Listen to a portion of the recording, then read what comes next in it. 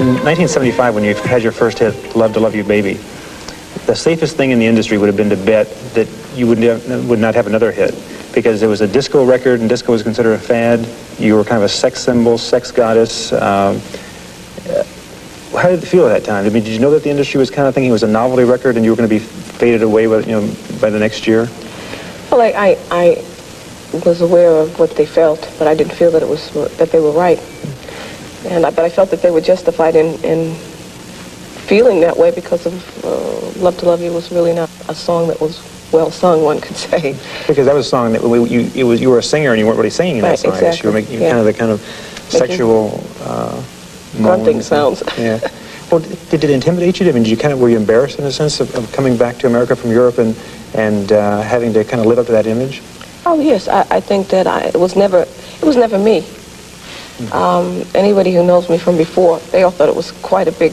It was a big laugh, and because I was always cast as the funny one, and always had a great sense of humor. I was always the one that wanted to make everybody else laugh, and at any cost. Did you feel that you could overcome that? Because once people get stuck with certain images, it seems like it's really hard to change that. Ringo Starr, he's always considered the funny Beatle and so forth. Yeah. Did you think you would eventually be able to turn that around? I don't think I ever really felt like that was what I was going to get stuck with for the rest of my life. It's because I know that my personality was much stronger than that, I felt. And that once they got to know that other person, that they would they would accept it. You've worked with Giorgio Moroder and Pete Bellotti as producers and songwriters now since the beginning. Mm-hmm. Often it seems like tensions develop in teams like that.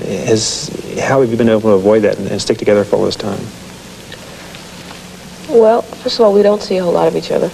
I happen to love Giorgio and Pete. One second. Hold on. My stomach is growling. It's going... The audience isn't going to know what hit them.